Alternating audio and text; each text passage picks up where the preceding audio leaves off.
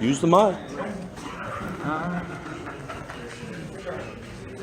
God, say fuck. I'm not going to say fuck too much. Okay? That's one. I'm going to say it a few times, though, I'm sure, because I'm scared. I'm Don. I'm an addict. Hey, Don. Hey, everybody. Welcome to whatever it is we're doing here. We're going to open with a wee version of the third step prayer, and then we're going to ask who does not want to volunteer. Okay, so I'm gonna point at somebody. They're gonna come up and read. Somebody that's not Stephanie, because she does not want to volunteer. We don't make you volunteer. And then we're gonna read the How It Works from the Gray Book and the Traditions from the Gray Book.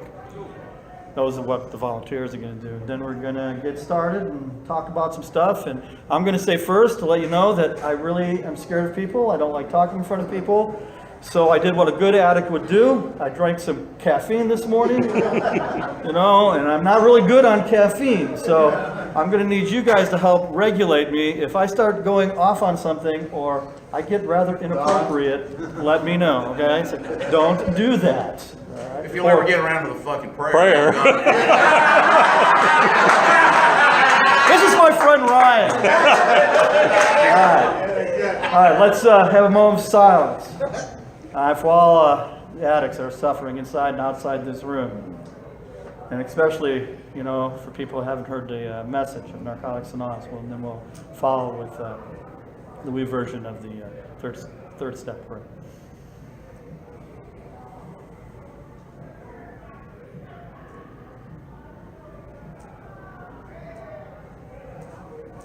Many of us said, Take our will in our lives, guide us in our recovery, and show us how to live. Just for today.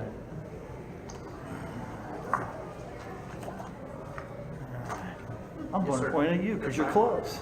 There you go.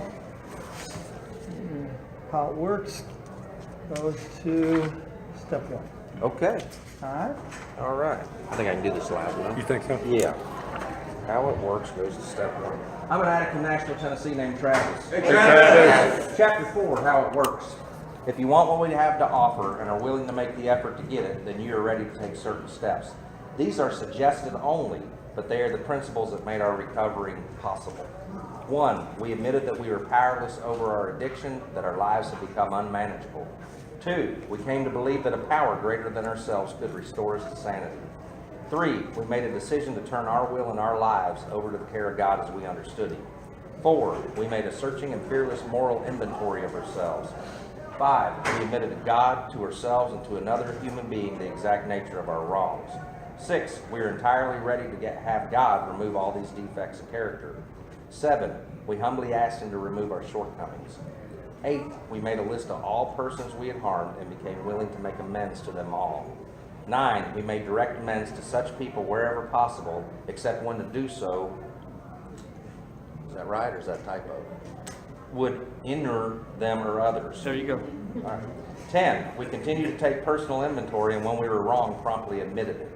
11, we sought through prayer and meditation to improve our conscious contact with God as we understood Him, praying only for knowledge of His will for us and the power to carry that out. 12, having had a spiritual awakening as a result of those steps, we tried to carry this message to addicts and to practice these principles in all our affairs. This sounds like a big order, and we can't do it all at once. We didn't become addicted in one day, so remember, easy does it. There is one thing more than anything else that will defeat us in our recovery. This is an attitude or indifference or intolerance towards spiritual principles. Although there are no musts in NA, there are 3 things that seem indispensable. These are honesty, open-mindedness, and willingness to try. With these, we are well on our way. We feel that our approach to the problem of addiction is completely realistic, for the therapeutic value of one addict helping another is without parallel. We feel that our way is practical, for one addict can best understand and help another addict. We believe that the sooner we face our problems within society in everyday living, just that much faster do we become acceptable, responsible, and productive members of that society. The only way to keep from getting or continuing a habit is not to take the first fix, pill, or drink. If you're like us, you know that one is too many and 1,000 is never enough. We put great emphasis on this, for we know that when we use drugs in any form or substitute one for another, we release our addiction all over again or create a new one. The substitution of alcohol has caused a great many addicts to form a new addiction pattern, which in its progression brings as many problems as before. We seem to forget that alcohol is one of the oldest known drugs. It would appear that we are people with addictive personalities who are strongly susceptible to alcoholic addiction. Are we sure we want to stop using? Do we understand and believe that we have no real control over drugs? Do we recognize that in the long run, we don't use drugs, they use us? Do we fully accept the fact that our every attempt to stop using or control our using failed? Do we know that drugs have a power to change us into liars, thieves, and schemers? Do we know in our guts that as successful drug users we have failed?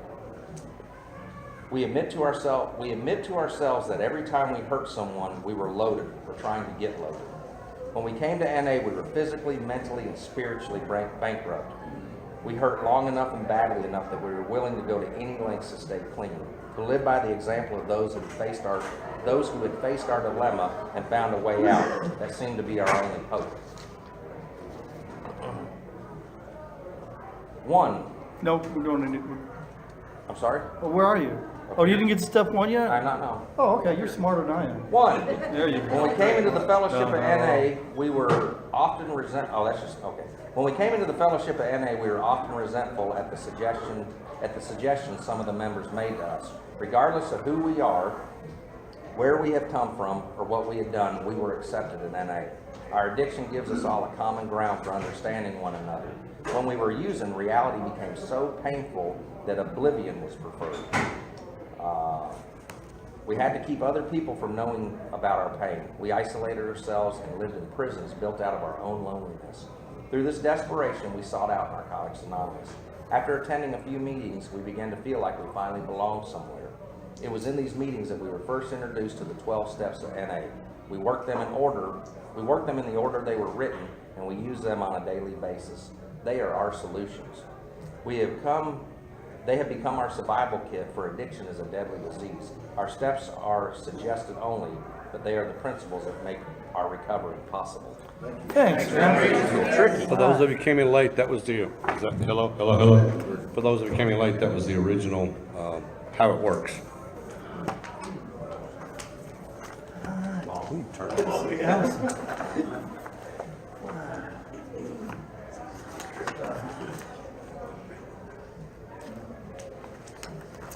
Yeah, just read up to tradition one. Read up to tradition one? Okay. I'm Allison, I'm that. Hey, Allison.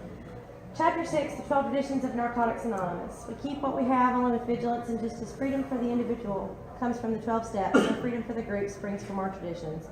As long as the ties that bind us together are stronger than those that would tear us apart, all will be well. 1, our common welfare should come first. Personal recovery depends on innate unity. 2, for our group purpose, there is but one ultimate authority, a loving God who may express himself in our group conscience. Our leaders have entrusted servants, they do not govern. 3, the only requirement for membership is a desire to stop using. 4, each group should be autonomous except in matters affecting other groups or NA as a whole. 5, each group has but one primary purpose, to carry the message to the addict who still suffers. 6, an NA group ought never endorse, finance, or lend the NA to any related facility or outside enterprise, lest problems of money, property, or prestige prevent us from our primary purpose. 7, every NA group ought to be fully self-supporting, declining outside contributions. 8, Narcotics Anonymous should remain forever non-professional, but our service centers may employ special workers. 9, NA as such ought never be organized, but we may create service boards or committees directly responsible to those they serve. 10, NA has no opinion on outside issues, hence the NA name ought never be drawn into public controversy. 11, our public relations policy is based on attraction rather than promotion. We need always maintain personal anonymity at the level of press, radio, and films. 12, anonymity is the spiritual foundation of all of our traditions, ever reminding us to place principles before personalities. Keep reading. To step one. Tradition. We come to this program from homes and apartments, offices and schools, treatment centers and jails, parks and gutters. We come from many different places, but they all share loneliness, pain, and fear. Somehow addiction draws us together in Narcotics Anonymous.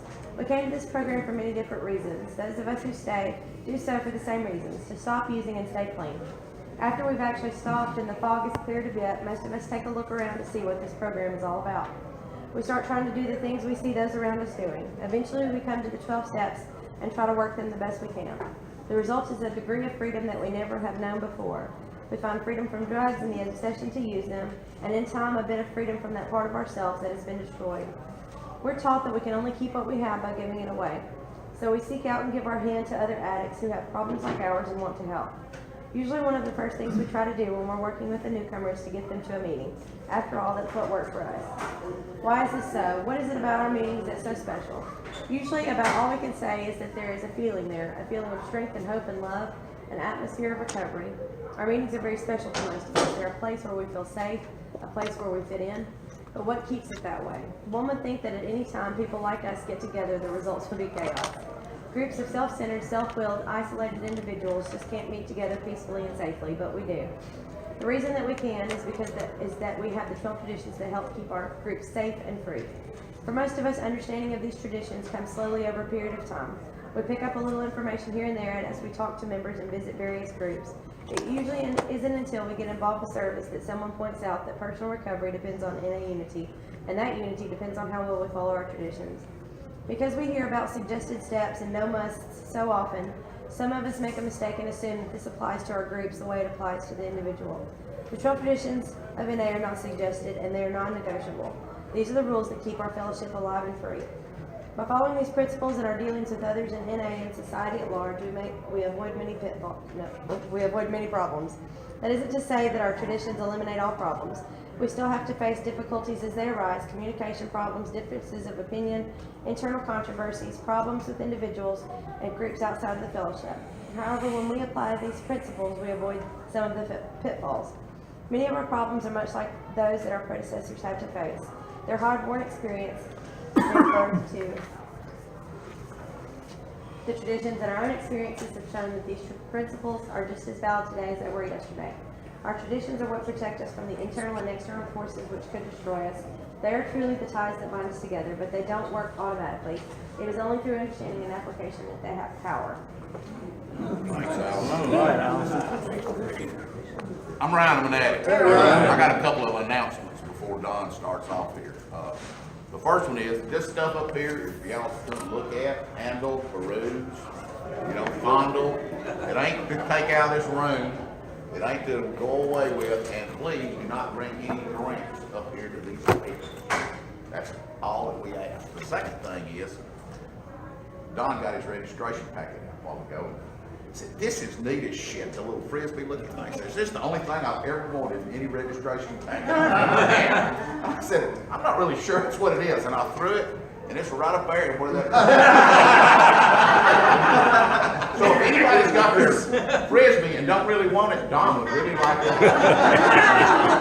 I'm going to use it with my camera. I'm not going to throw it at people. I might throw it at people. All right. Oh, and also, too, just so you know, here's the deal. If you're approached by any press people, just tell them to leave you alone and go talk to them people right out there. All right? That's how I do it to the press. Get the hell out of here. All right. Okay. Now, how are we going to start? We're going to start this with a little prehistory of how Narcotics Anonymous developed. We're going to start with a group called the Washingtonians, the Oxford group. Today, we're going to try to start from like the early 1800s and get through the 1960s. Tomorrow, we're going to work from 1960 up through the writing and hopefully talk about quite a bit about the writing of the basic text. Is the plan. That's our plan. That's our plan. So We whether might- or not that actually is what happens, we'll see. We have to definitely get to the Asia Pacific part because that's Ryan's best part, and he wants to shine. Okay. All right. Yeah, we're not good shiners, so if we got something, we want to. I'm pretty good with the Washingtonian stuff and things like that. Yeah. And Rusty, he's good at almost anything. No. Go. All right. So, and then we're going to go through AA, some of the tradition stuff. Lexington, I don't know if anybody knows any of these, what these things mean, but they're all important to the history of Narcotics Anonymous. New York Narcotics Anonymous. the difference between that and California Narcotics Anonymous and Addicts Anonymous and all that kind of stuff. So I'm going to start also to let you guys know that NA history, some of it is written down, but the vast majority of it isn't, right? So the vast majority of it is from mouth to mouth. And so if you take any of what we're saying as fact and get into an argument with somebody, I'm sorry, okay? Because when you get 3 addicts together, you know that 2 addicts, you're going to have a little conflict. 3 addicts, you're going to have chaos, okay? So we do the best we can. We try to fill in the gaps. It's more of, for us, it's more of a flow, more of a how this kind of stuff came about, not an exact science, you know? Now, some things that are exact are like this. The Washingtonians was a group that was developed somewhere around in the 1840s because they had this great problem in the United States called alcoholism, right? And this is about the time the suffragettes started too, because the suffragettes were people, mostly women, that were concerned that their men drank too much, and they were pretty sure that if they just quit drinking, everything would be okay, right? My first wife had that same idea. And I got to tell you, that's not a real good, it does not really work that way, okay? But they were convinced that if nobody ever drank, things would be okay. Well, the Washingtonians were men and women that got together to not drink, okay? I don't know really how they did that. I don't know what there's not a lot written down about them. The biggest thing about the Washingtonians for us to know is that they got into the tens of thousands of people. They started to get bigger and bigger, and the moment they started to grow, they got involved in the suffragette movement, the let's not drink alcohol movement, and they took a stand to not drink alcohol. And just a few years after they took the stand, the Washingtonians were no more. Okay, that's the most important thing, because somehow, and I'm not sure all of this, but I know that Bill Wilson, one of the founders of Alcoholics Anonymous, knew about the Washingtonians, right? And that's one of the reasons that he knew what happened to him. And then they had some problems. AA had some problems with, there's a, Jack, I can't know, there was a few celebrities that endorsed Alcoholics Anonymous, and they got loaded, and so they learned the hard way that it's very important that we're an anonymous program and that we don't take any stand on anything. The only stand we take is if you quit drinking then, if you quit using now, you will find a better way of life. I don't know what that better way of life is, but it will be better than the hell you came in with, right? So that's a really important thing, because they were here, and they were getting bigger, and they were getting really popular. They were nationwide, and then they were gone, just in a very short period of time. All right. And then in 1935, now I'm not sure when these groups started. They probably started around 25, 20, something like that. There was these groups called the Oxford groups, and the Oxford group and the AA story kind of go hand in hand in the fact that there was this man named Bill Wilson, right? And he had what we would call a drinking problem. And it was no problem because he was always drunk, right? And so he kept trying to not drink. And he was having a really hard time with that. And he met this man named Dr. Silkwood. Dr. Silkwood introduced Bill W. to the disease concept of addiction, right? I mean, they call it alcoholism, but it's we all know that a drug is a drug is a drug is a drug, because I took some perfectly harmless caffeine this morning, and it's working out really well for me. And so that was a really important ingredient to starting Alcoholics Anonymous, that we're not bad people. We're not bad people getting good. We're sick people getting better. That's where the whole concept of powerlessness came from, right? Is that we have a disease that we have no control over. And so in that, Bill Wilson went to this hospital, met Dr. Silkwood. He had a spiritual experience, which is, I'm sure it was really important to Bill, but it's not that important to us. And then he went out and tried to help alcoholics, okay? And he had absolutely no success. He didn't have one iota of success. He would go to Skid Row, he would pull drunks off of Skid Row, bring them to his house, and he would try to make them not drink with the knowledge that he had. He kind of had this idea that he could just give people this knowledge and they would not drink and they would learn from him, okay? And he knew that he was in trouble because one of the people that he did started chasing him and his wife around the kitchen with a knife. And he was having no luck. I think it was like a year or so. Maybe it was, I don't know, it was somewhere in that range of 9 months to 18 months. I don't really know exactly how that is. You know, I'm not an AA member. I used to know all that stuff, but I find that the older you get, you got to let go of information to put more important information in there, you know. My hard drive is only so big, and it gets smaller every day. But what happened was he was a stockbroker, and he hadn't been working, you know, during this whole time. And he hadn't worked much even before that time. And so he decided he needed to do some work. And he was going to the Oxford groups. So Dr. Silkworth, these people introduced him to the Oxford group. And the Oxford groups had 6 steps, okay? And it wasn't just about drinking. It was about 6 steps of life and having a better life, right, you know? It was was it Episcopal? It might have been Episcopal. It might have been Methodist. I can't remember. Episcopal. Was it a group, kind of a self-help group? And so he decided, he got back into the stockbroker thing, and he was supposed to go to Akron and broker this deal. I don't remember what it was, okay? But he failed miserably at it. I mean, miserably. And he just was, you know how we are, he's just having one of those days, you know? And this is why we're all together, because he didn't have anybody, and he walked past a bar, and he started to just think, you know, there's some good times in there. I think I'd like to go in there. And he started to freak out, okay? So he went to a phone booth. He called this lady in the Oxford group in Akron that he didn't know, called Henrietta Seiberling. I remember her name. And she introduced him to this fellow named Bob Smith. And Bill called Bob Smith, but talked to his wife, and his wife said, yeah, he's potted. And what she meant by that was, this is just kind of an AA joke, that he was passed out under the table with a broken potted plant on the top of his head. Mm-hmm. I don't know if it's true or not, but, you know, that's a story. You know? And so Bill went to talk to Bob, right?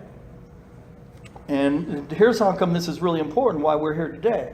Because that's what we would call a 12-step call. All right? We don't do 12-step calls anymore much.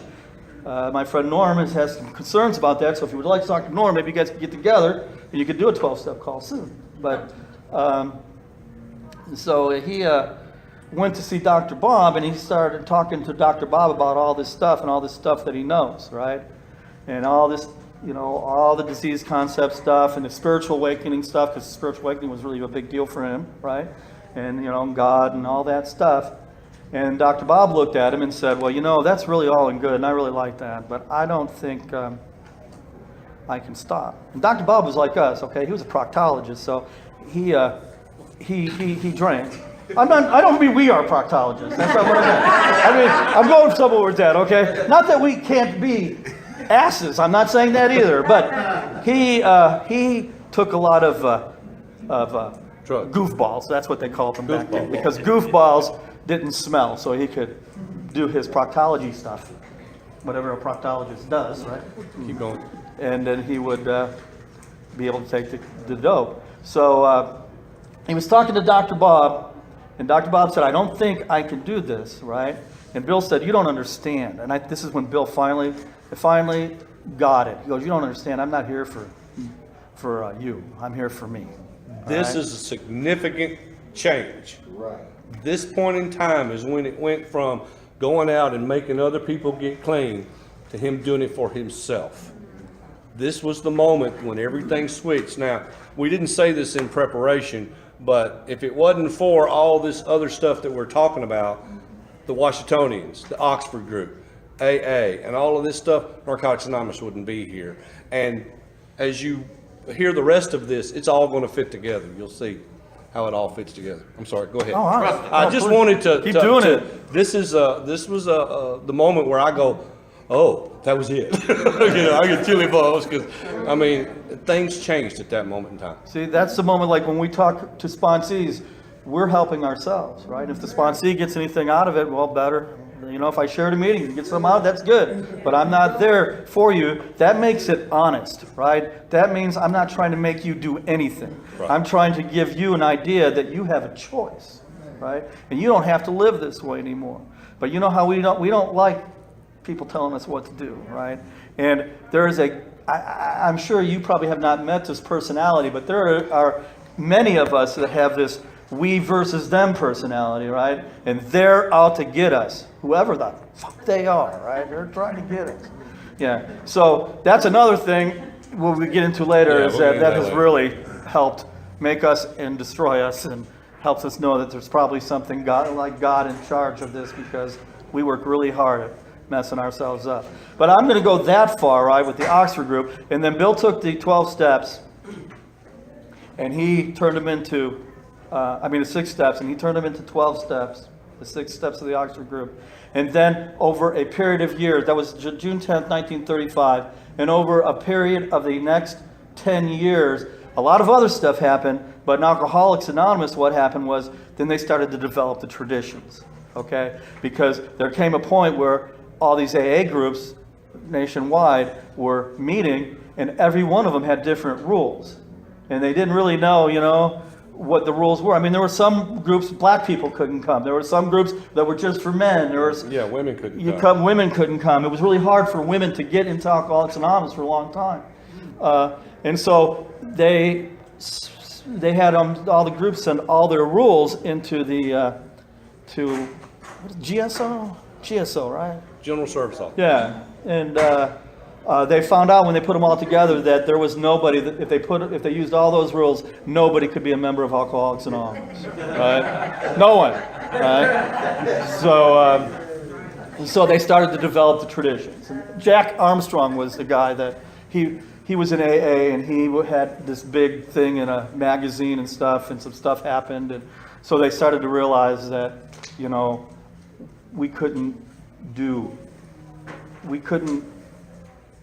I can't represent Narcotics Anonymous, right? Because, this is why I don't wear an NA shirt, because the longer I stay clean, I'm more prompt to do something stupid.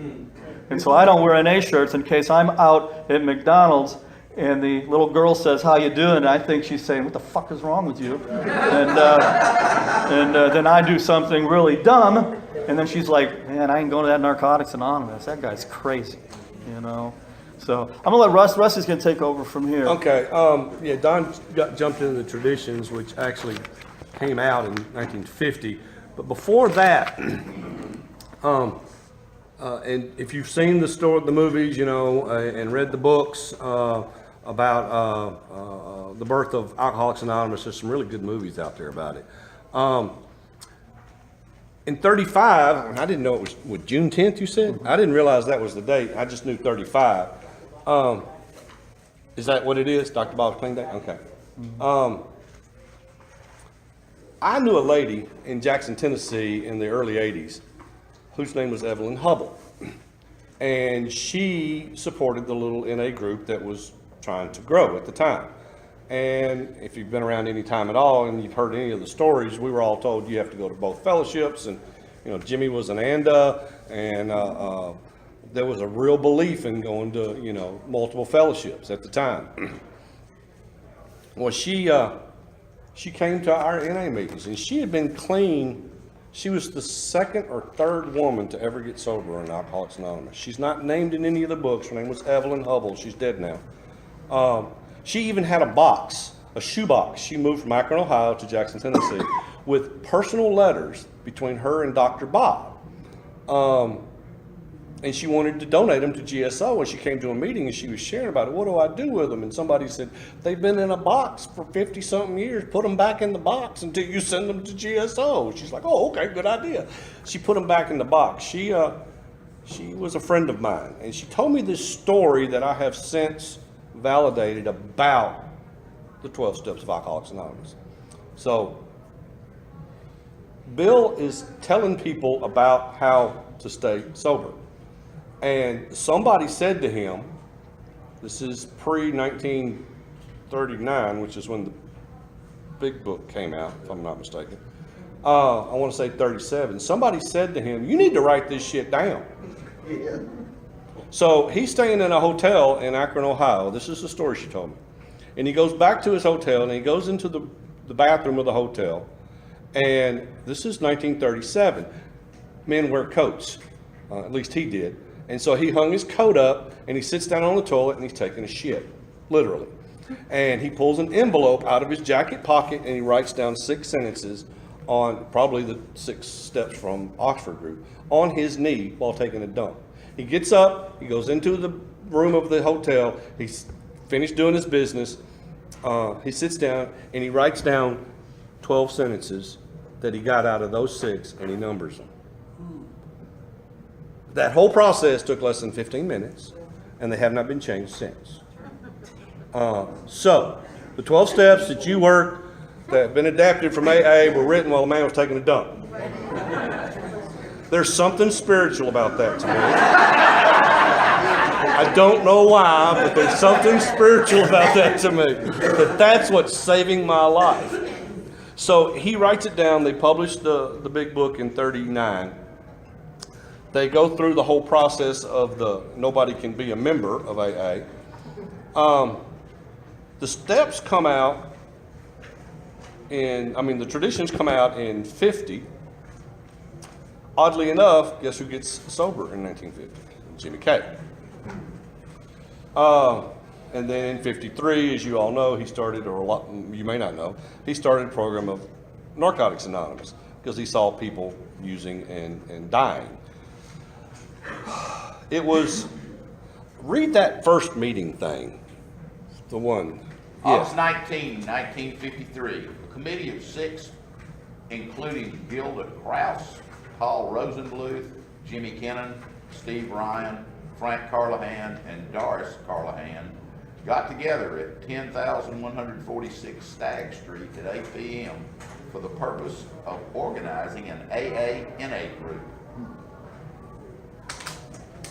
The name San Fernando Valley Alcoholics Anonymous and Narcotics Anonymous has been noted and voted on and accepted.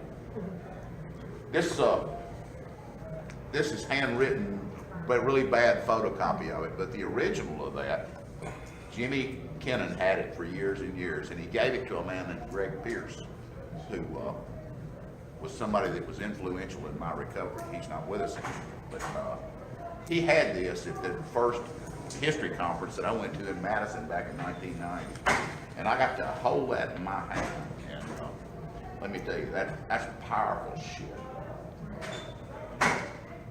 And it's in his paper still. And then these boys in Georgia that got all his, Greg probably had a tractor trailer load of paper. He was like the consummate pack rat. Kept up with recovery stuff. And I wish we had a better photocopy, and we probably need to go through and type this out where you don't have to decipher this handwriting. There's some really funny stuff in it. They have bylaws. You know how that's going to work, you know. This is all pre-tradition stuff, okay? There's lots of resigning and quitting and starting over. If you've heard the stories, then, NA started and folded and started and folded, and at one time it wasn't, there was no NA in the world, and then there was the group out of, New York that used the name Narcotics Anonymous. There was an Addicts Anonymous for a while. I forget where that was out of. That was California. That was Los Angeles. It That started was in Los Angeles. Okay. I lost my point. Near Lexington, Kentucky. Yeah. You go back up with the Lexington stuff. Not now. All right, Not what now. we You're were doing talking good. about a while ago about the Oxford group, I want Okay. to throw this in. Okay.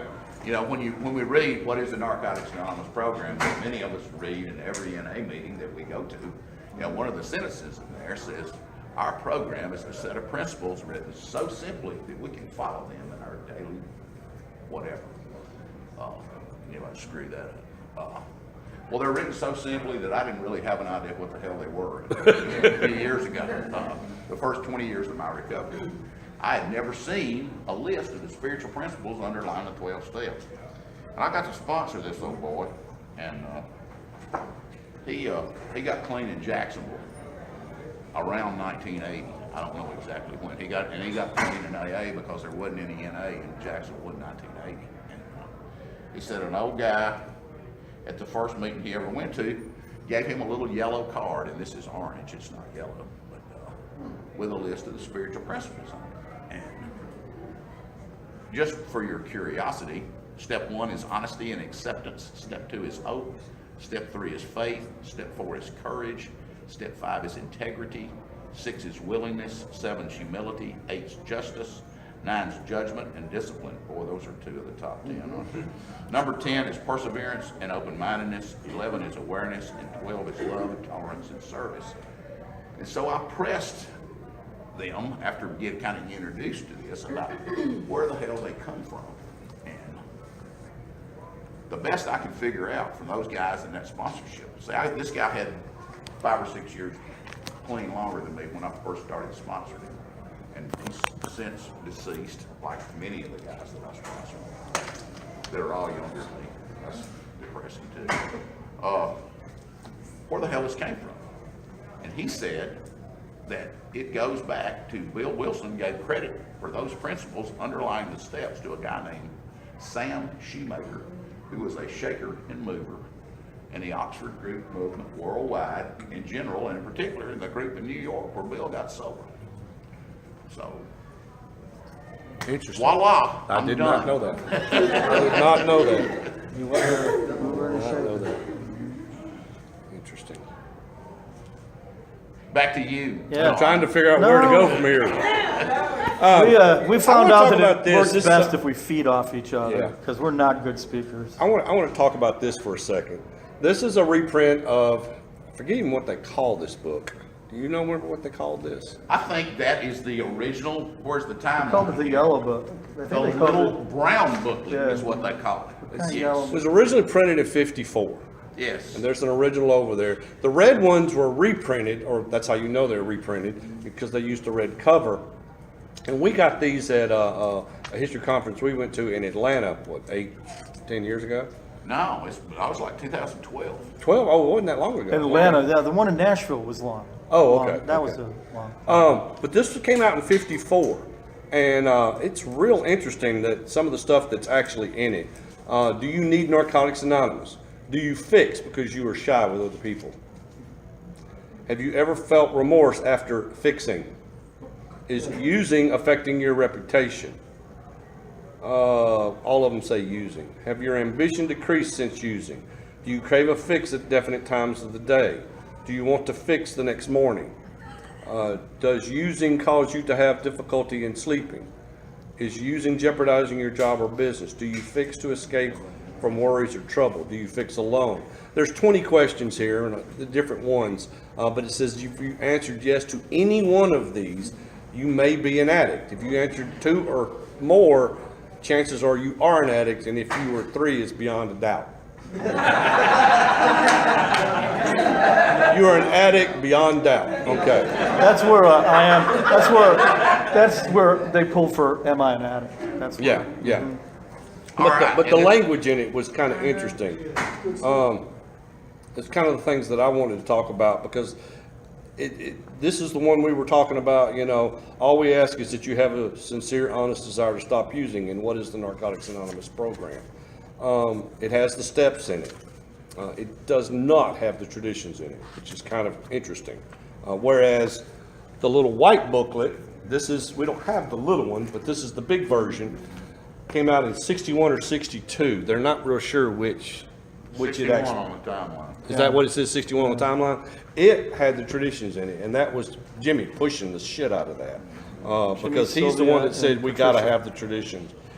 But the other thing that I find in this, that I find interesting, and that I heard recently, is that the Just for Today in it, the poem, is from 1954, is still as it is today. Therefore, it is the most unedited piece of NA stuff that we ever wrote for us, by us. This was what they gave to people when they came in. But this one, jail did us no good. Medicine and psychiatry had no answers for us. Everything else having failed in desperation, we sought help from each other in Narcotics Anonymous. Now we say medicine, religion, and psychiatry weren't sufficient. Were not So sufficient. we have lessened that harshness of language there. Here we realized we were not moral lepers. We were simply sick people. We suffer from a disease like alcoholism, tuberculosis, diabetes, heart trouble, or cancer. There is no known cure for these diseases, and neither is there for drug addiction. But following a pattern derived from Alcoholics Anonymous and its teachings, we have become arrested cases. We have found how to live a life free. We have stopped using, and we have learned how to live. Now, there was still there's a difference between addiction and alcoholism in 1954. They were seen as two different things even then. The thing that I think is significant for Narcotics Anonymous is that and I think it was Jimmy and the guys in the first group, they wrote to Bill, or maybe there was a phone call, I don't know, and said, can we use the steps? And Bill Wilson and all the people in AA decided to open the steps up for adaptation by anyone, not just NA. We were just the first ones to do that. To my knowledge, since that time, 254 separate anonymous fellowships have adopted the 12 steps of Alcoholics Anonymous, including Nar-Anon, Al-Anon, all your Anons, Alateen, Alatog, Alatot, all of those, Gamblers Anonymous, Loneliness Anonymous, Overeaters Anonymous, anything that you've seen of have adapted. If Bill had not said, yes, you can adapt these, we wouldn't have those steps, and those steps are what's so significant. That's what made us possible, was that decision. I've run out of steam. We were talking about this a little bit before we got started. There was a near unanimous belief within the fellowship, tiny as it was, of Narcotics Anonymous in 1954 when this was put out. They were using that word fix, that people who did not use IV heroin were not drug addicts. And a lot of people got told to come back when you're ready. Thankfully, we've evolved a little bit from that, okay? There was here's a book of matches, go burn yourself out. Yes. I've heard that. Here's a book of matches, go burn yourself out, come back when you're ready. But then they realized that people were sharpening their needles with the damn book of matches. Yeah. That's another great thing. I just got an am an addict. That there used to be a question in Am I an Addict, the little IP, and they took it out. They took it out right when I got clean. The question was, and my friend Donnie James, he said that when he first saw that, he knew he was in the right place. He says, have you ever sharpened a needle on a matchbook? All right, now I saw that and I thought, God damn, what a great idea. I beat myself up with some dull points. You had your hand up? Yeah, I had a question. Is there any information, did Jimmy ever meet Bill? Yes. I'm saying physically besides, I've heard talk about conversations, telephone calls, They had many telephone calls. Jimmy was a telephone caller. You could call World Service Office, he would talk to Right. you. Yeah, there was a lot of written, the letters were the email of the because day. Bill was a writer. Yeah, Bill was a writer, and Jimmy was too. And there was a lot of letters that are in the AA archives that if you're into history, Chris and Boyd do a lot of history, and they actually go and sit down. I don't have the money to go to New York to sit down and look through the archives of AA, but they did, and they found a bunch of documentation and letters between, Jimmy and Bill. Yeah. And the lady that started Addicts Anonymous had a lot of correspondence with Bill Wilson, too. Yeah. There was an actual Addicts Anonymous. Now, Danny Carlson, who was from the Lexington group and started NA in New York, there's no record of him communicating with Bill Wilson that I know of.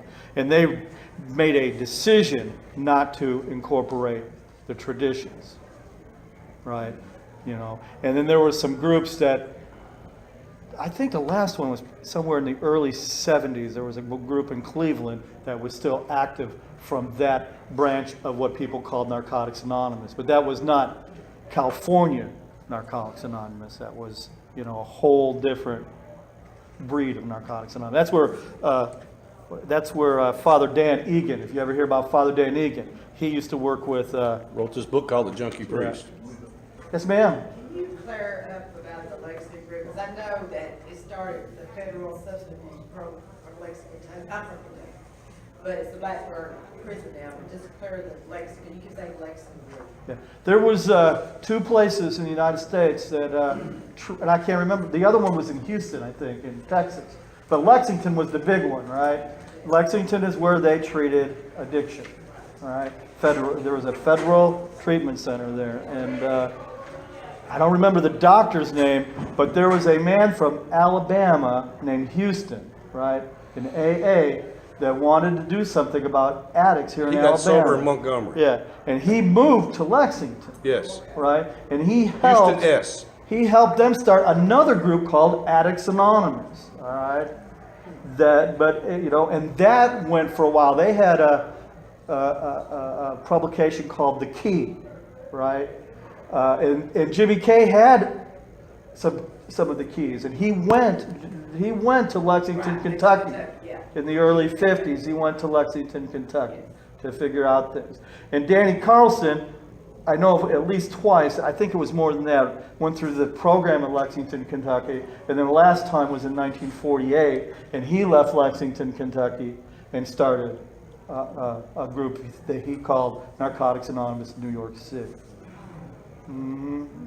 What we're telling y'all, we believe to be true. Mm-hmm. We ain't none of us experts, and we don't, claim to know it all. It's true in some form. I mean, it's true in some kind of I've got a form. book on this facility in Lexington, and I don't have it in here, and I don't know It's why. a big brown book, isn't it? Yeah, it's a coffee table size thing, yeah, and there's some pretty horrible stuff that went on there. This is run by the federal government, and they help people get clean, and then they help get them high again to see if they can get them clean again. Well, they did that multiple times. Because it was a problem. Well, they didn't know what to do about it. They were using addicts as guinea pigs. And we were still bad people getting good. I mean, Yes. I mean, people did not understand addiction at all. There was the Rockefeller Law. It then got repealed, and right before Narcotics Anonymous got started up, and that was one of the reasons we were able to start, was the repeal of the Rockefeller Law. And basically it said 2 or more addicts gathered together in the same space at the same time constituted an act of conspiracy against the United States government. And you were considered to be a terrorist. Yes, sir. The Rockefeller Law is repealed, and they just turned a blind eye in 81, 82 when... Oh, I didn't know that. Okay. There are still parts of it that they haven't revised. Interesting. Yeah. They just stopped looking at that part, and they let us start meeting, and the World Convention was in New York 82 or 83, I forget. Something like that. Reportedly, they said start meetings, and boy, did New York start meetings. The 80s were booming, hundreds and hundreds of meetings. The other thing that happened in 80 was this book came out. This book came out in 83. Yep. I mean, the fellowship exploded when the book came out. Where are we at? Hell if I know. Well, I've been talking about this book in 54, and of course, that letter that you read was from 53. Something happened in the 60s to help, and that's tell your Asia Pacific thing. All right. I learned this at the history conference that I went to in Madison back in 1990. I've never heard it talked about anywhere else. And what you're getting is my best memory. And it ain't good. But they talked about what a pivotal role that World War II played in the formation of the Fellowship for Narcotics Anonymous. The reason being that we had 6 million guys in uniform in World War II. But half of them were in something called the Asia Pacific Theater of War, which they didn't have in World War I. And the reason that's significant is because had 3 million guys, and it's not all guys. There were a couple of 100,000 women, you know, in active military and support roles that were deployed, that were introduced to better living through chemistry of new and different stuff that they didn't run into in the European theater. And at the close of the war, in 45, all these folks started coming back. We started showing up in AA meetings, you know, and not really adept at the social niceties and not really talking about alcoholism or using alcohol. And there was a fellowship-wide controversy within Alcoholics Anonymous about what the hell to do with us, you know? They're gonna turn us out on the street and say, go away and don't come back here, you can't talk about that here. What do we do? And there was much wringing of hands and gnashing of teeth within the Fellowship of AA while this was going on. And that's led up to what Rusty alluded to a while ago about the decision being made to open the steps and traditions up for adaptation by whosoever may wish. And we've said for years that we were the first. That's not true. That's not true. Al-Anon was the first. Al-Anon was first. You're right. I forgot that. You're right. Sorry. We're wrong. We're not so promptly admitting, but promptly as we can. But I'd never heard it espoused before. And I can't tell you who among the people who came to Madison in 1990 to do that shared that with us. But it was pretty generally accepted among all the folks that were there. And I was just a puppy. I was kind of in awe of what all was going on. But it really kind of stuck with me. And who'd ever thought about War II being a really big deal in getting Narcotics Anonymous started? Just one of those things in life that makes you go, I'm done. Okay. Okay, I've got 2 other things I wanted to talk about. Go ahead. JW had heard my buddy JW, who got clean as a result of finding this book sitting by the crapper in a prison in Texas, up on the Oklahoma border. He's got a really neat story that goes with it. We were talking about Bill Wilson riding the steps on the crapper. Well, JW got clean on the crapper. A lot of things happen on the crapper. Where was I going with this? I don't know.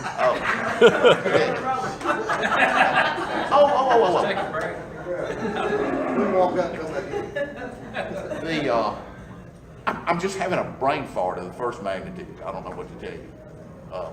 But I had, the 2 things. all right. We heard the master blasters of NA history back in 2012 in Atlanta. This Boyd and Chris. Yeah. They do this magnificent PowerPoint presentation. They do a couple of them. And they take everything that we can't get out, yes, they actually and put explain it it, in and it's a lot better. nicely Yeah. and So if you do a really want great to see job something with good, this. I'd go to that. Don't ever come here again. They start their history of Narcotics Anonymous like in 1840. And they picked that day because that's the point in time where we learned how to make morphine out of the opium poppy.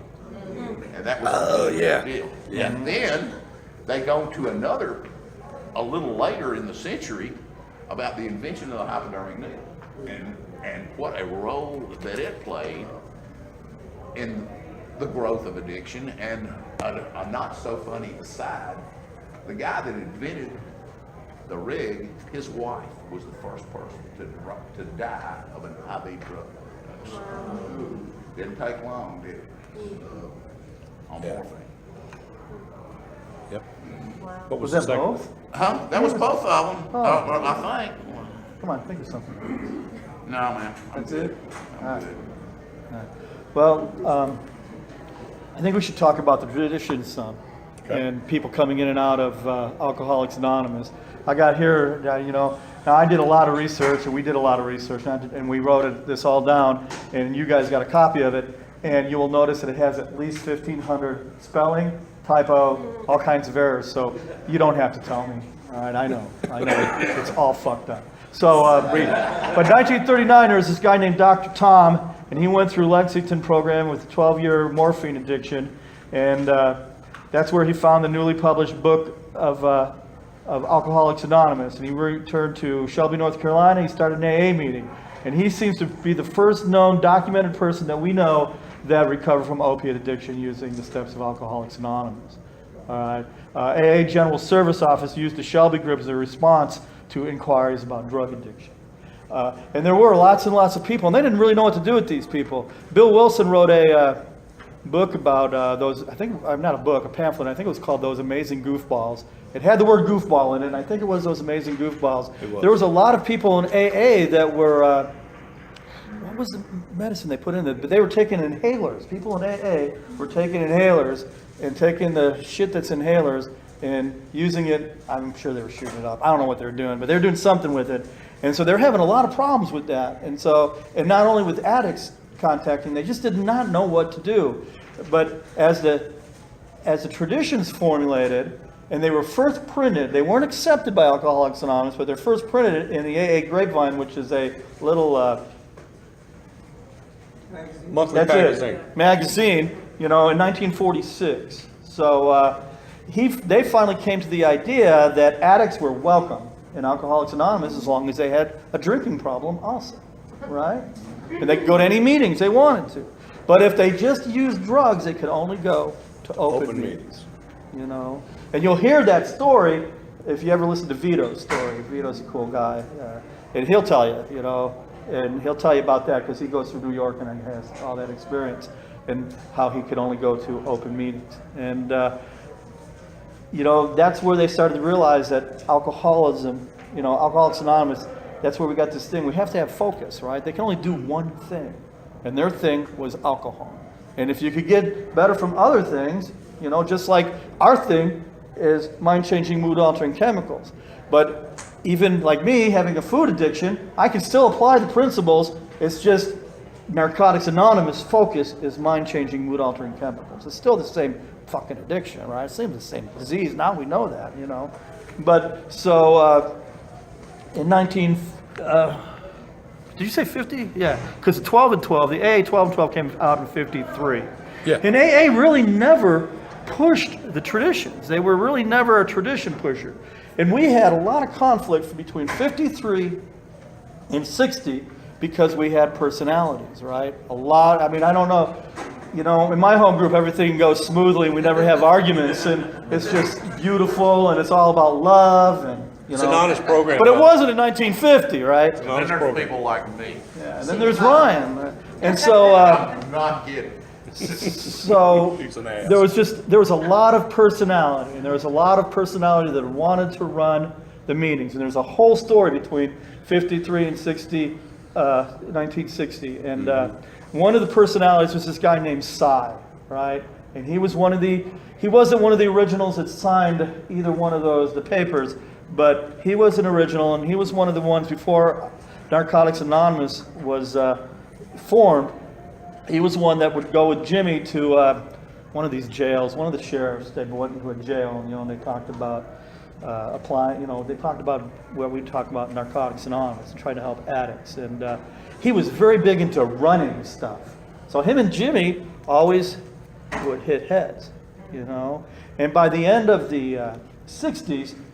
He was running treatment center, halfway house, or something called Shire's Dryer is what they called the meetings. I think it was Dr. Shire or something like that. And they would start their meetings, they would ask people, they would have a vote. If there were more alcoholics, they'd have an Alcoholics Anonymous meeting. And if there were more addicts, they'd have a Narcotics Anonymous meeting, right? And he was really big into promotion. So he was... In 1959, he was on television bringing some of these really great, wonderful recovering addicts, and several of them were obviously high. We're stoned on television. Yeah, and really messed up. And so he lost all his credibility. And that meeting closed, and then there was you know what, you hear different stories. I heard 2 weeks, I've heard 2 months. It was somewhere in December of 1959 and the beginning of 1960 that Sylvia Wexler and Patricia, I think her last name is Kennedy, went to Jimmy Kay, and they talked, and they said, we can't let this thing die. And Jimmy Kay is the one that says, well, if we're going to do this, we're going to have to follow the traditions of Narcotics Anonymous. We got to follow these traditions.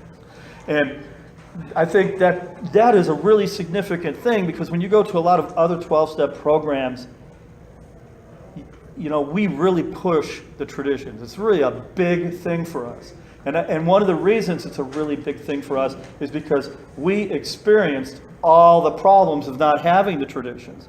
All the problems of thinking, we don't need traditions. They're not really that important. And, you know, now that what we have now, think about what we have now, and for a 2-week period, you know, in California, there was nothing. And it wasn't just that there was nothing, and they weren't planning on bringing anything back necessarily. I mean, it was gone, right? And these 3 people got together and decided, you know. And something else we all want to know is that even though we consider Jimmy K our founder, Jimmy K would have never considered himself our founder. He considered himself a part of the founding of Narcotics Anonymous. Because there was lots of people from 1953 that they learned lots and lots of lessons, and lots of people died, and lots of shit happened, right? Until somehow we got it somewhat right, you know, in 1916 started with the traditions. But even in the 60s, you know, there were many people that would come to Narcotics Anonymous and still be drinking, right? They would just not be using dope, right? And, you know, and then we get to the whole thing of, and when we get to the basic text, but I mean, there was a lot of people like Northern California, they really believed that you could not get better unless you had to go to alcohol. You had to get introduced to the 12 steps through Narcotics Anonymous, but you had to go to Alcoholics Anonymous to get better. California more adapted an idea of that, you know, that you could go to just Narcotics Anonymous, you know. But that doesn't mean that most people just went to Narcotics Anonymous. Most people, until the book came out, went to both programs.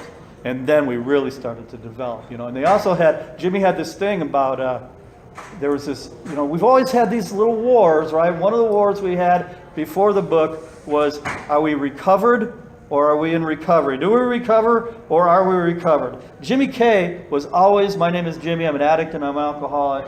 Or maybe he was an alcoholic, I don't know what he was.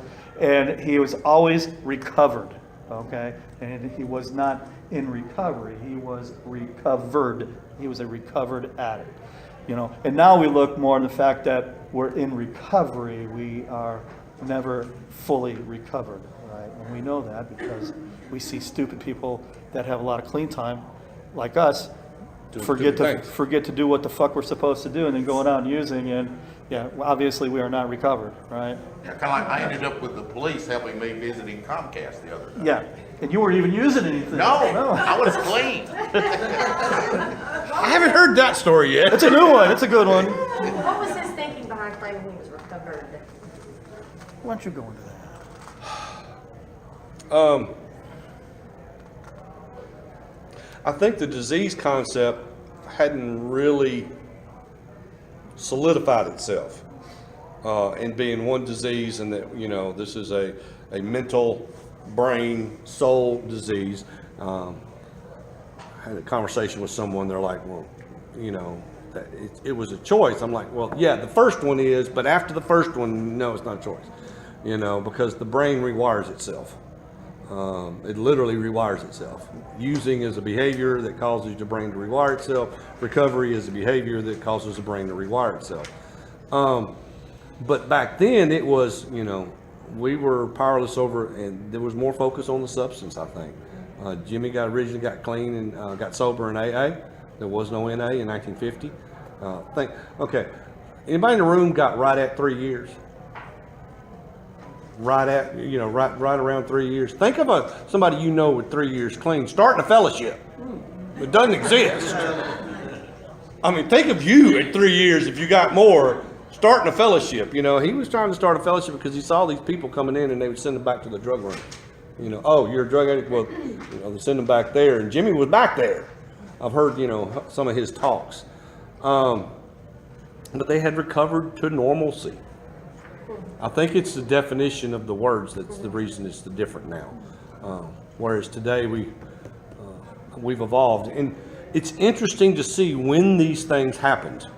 When the disease concept, when we went from being moral, a moral issue to it was a disease. When we went from being powerless over a substance to powerless over, a condition more than anything else. I've often said, and I've got some relatives, they're drug addicts who didn't have sense enough to go out and get stoned. They had all the behaviors of addiction, they just didn't get high. But I see. Okay. I believe, I'm not sure if y'all know, when Bill Douglas cracked an LSD, didn't Jimmy K tell him he was supposed to be completely free from anything mind altering? That sounds vaguely familiar. Yeah. Yeah. That's one. I don't know if there's any documentation for that, but I mean that is definitely. I've heard that story.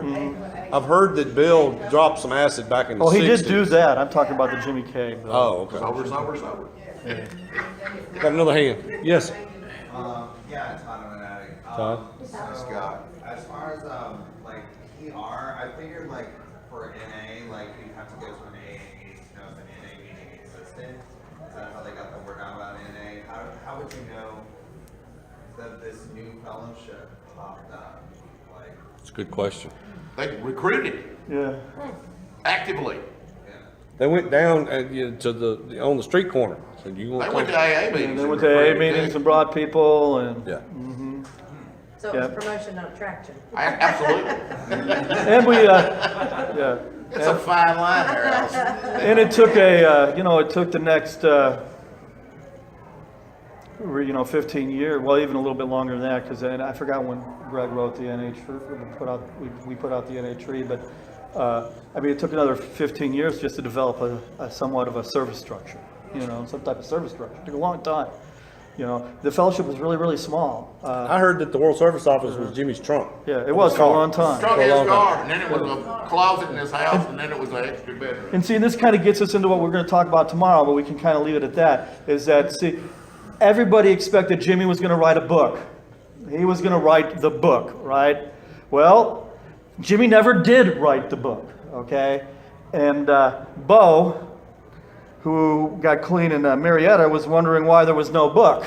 So he went to, which world, I don't remember which conference it was, but it had to be in California. It was in California. So, and he was trying to find out who was writing the book, and nobody knew anything about the book. And so they finally directed him to Greg P. Yeah. And Greg P. said, just basically told them all, because they had put out information about writing a book. They put out trying to get information, all this stuff, but nobody had picked it up because they expected Jimmy to do it. Okay, so Greg moved to Marietta, and the rest is history. There was letters, there was all sorts of stuff, but that's where the book started, right? We started a World Service Literature conference, and then Bo eventually became the chair of that, and that's where the book came from. There's some. And that, I was going to say, and one thing from that is you have to understand something, and it's really hard to understand, and it's really, unless you lived it, and unless, but there was this thing called East and West Coast recovery, okay? This is East Coast recovery, if you don't know. It's kind of the Mississippi, right? And there's a whole big thing about that, but really a lot of that had to do with the East Coast started picking up the thing of writing the book. And there was a lot of controversy over it. And we can take you can take some time tomorrow and we'll talk about all that stuff. But, there was a lot of different factions of whether you should go to AA. This is where a lot of our language came from, was from writing the book. A lot of stuff, one disease, one program, stuff like that, right, came from writing the book. And there was, how we are, growing pains suck, right? They're really hard, right? And I've got, and I'm not saying this to brag, right? Because if you know me, I'm not bragging. I have 35 years clean, and that's not bragging because I still can act like I'm 6 years old. Really easily. This morning. All you got to do is say, hi. And it could go good or bad from there. You just don't know, right? So, a few years ago, I was at a business meeting where I'm pretty sure there was a chair throwing business meeting. So it had to be in the 90s. I don't think I've seen chairs thrown since the 90s. And there was this kid there, right?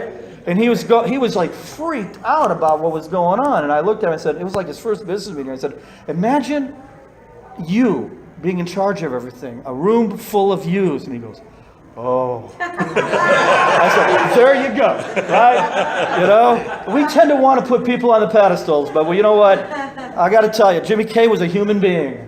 We're all human beings, right? We're apt to be human at any time. You Ask can Comcast. Yeah, you ask Comcast. You can catch me on a good moment when I'm speaking, right? And I might tell you some of the stupid shit I've done, but I'm not gonna act it out, right? So you're not gonna, oh, okay, well, he's learned from his stupid shit.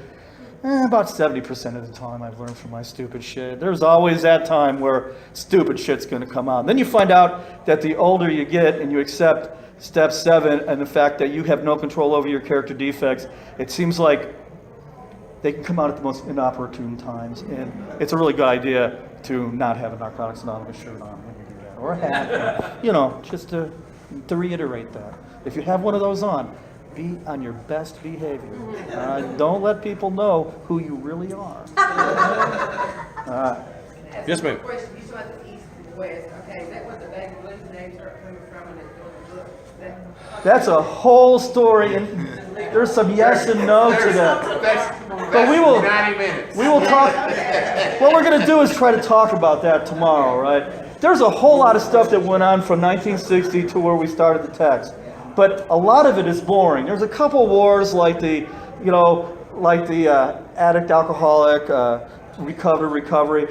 And then there was a period in the early 70s where they changed some major parts in the White Book, and people went crazy. I mean, absolutely bonkers, And then there was a part when I first came in the program where I call it the Lord's Prayer wars, right? Because everybody closed their meetings with the Lord's Prayer, and you probably don't know this, but that has something to do with a religion, right?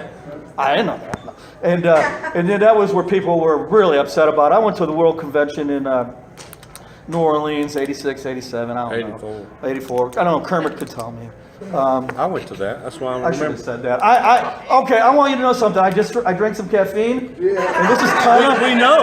This is kind of like if you were at the court and you're the jury. That last statement, do not strike that. Ignore that last statement. Okay? Anyway, you went to World. Yeah, and I would be in World, right? And that's where the first Russian was at that conference too. That was really cool.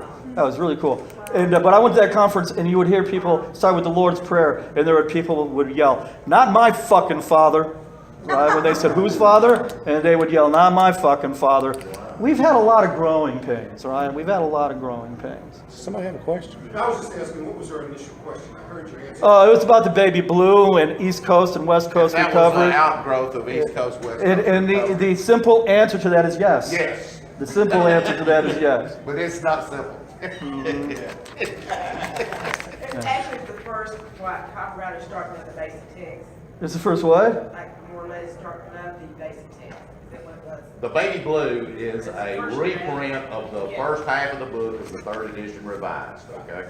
With the original 2nd edition, 4th and 9th traditions.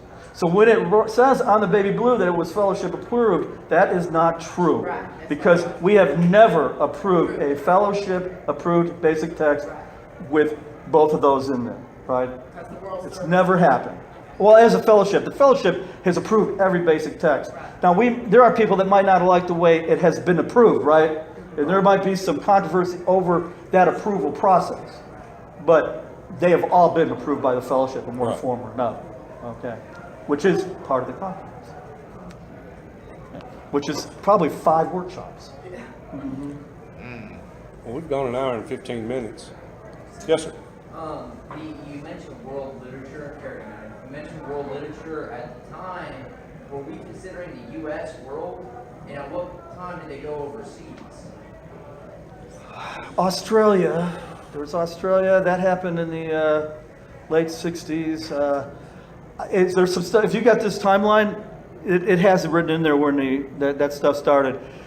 We considered Essentially, the U.S. was the we world. considered it a world fellowship 1979, 80. for a long time, as long as the other parts of the world did not get involved. As long as they kept their mouths shut, went along. It was definitely a world fellowship, but you don't know what the hell you're doing, okay? There is Yeah. a YouTube video, and it's a timeline. It used to be on the World site. I'm not sure if it is anymore.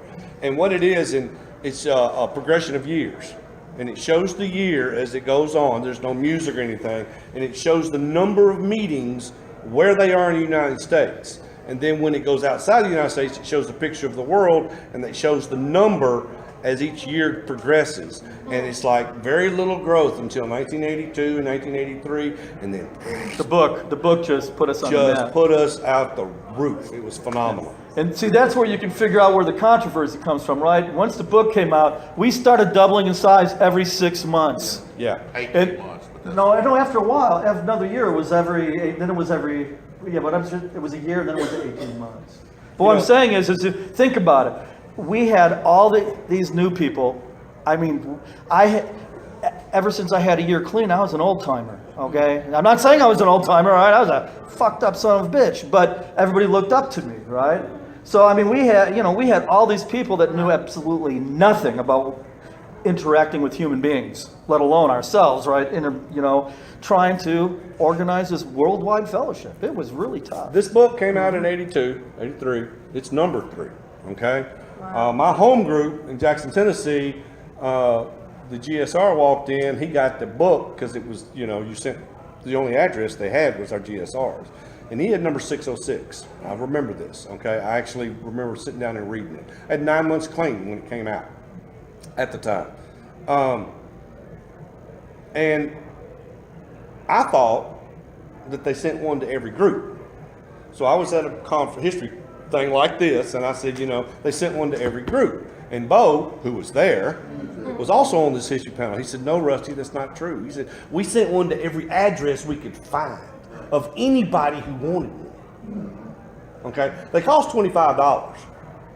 You had to buy them. Okay? That's what they asked for donation. But he said we mailed them. Now, Is that 81 or 82? actually, it's got a 82 copyright date. This one does, but if I you think look, it came out in early, like January, February, March of 83. 83. It was April of 83 when we got ours. So I came in 85 and the 3rd edition had just come out. Yeah. Between we changed it every year. 83 and We 90, changed it. we put out 1, 2, 3, 3rd revised, 4th, and 5th. Because the 5th edition came out in 90. Yes. So we went through that many books. But they printed 2,500 of these. And then they printed 2,500 of the blue version of the first edition. So they had 5,000 books printed. And they sent one to every address they had. They just wanted anybody who wanted one to have one. Okay, so that's why they printed 5,000 of them, because that's all the addresses they had of anybody, whether, just a list of addresses. So, and that's when it exploded. The blue ones are harder to find than the red ones, even though the red ones are the ones that are sought after. The blue ones, you don't see them nearly as often as you do the red ones.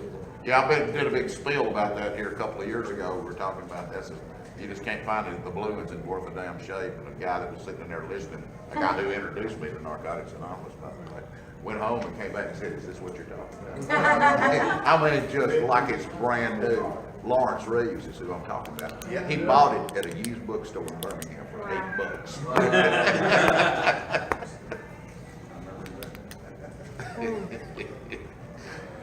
Well, I think we're about done for the day. Thank you.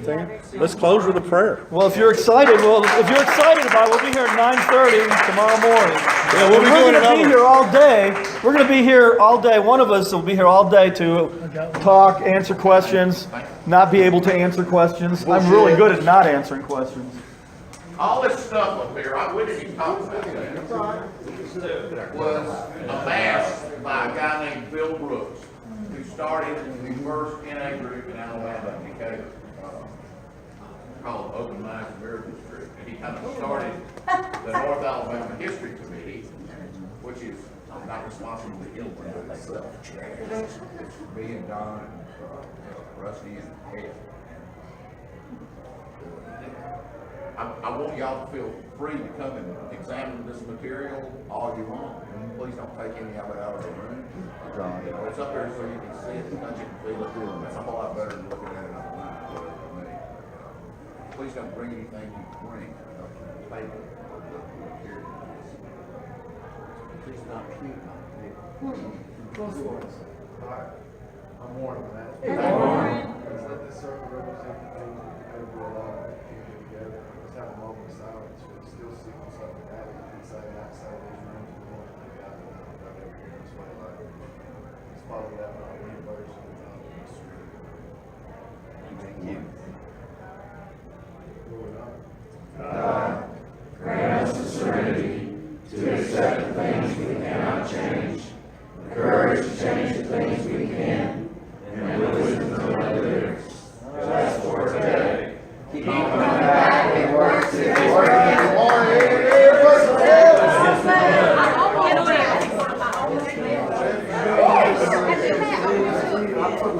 You copy.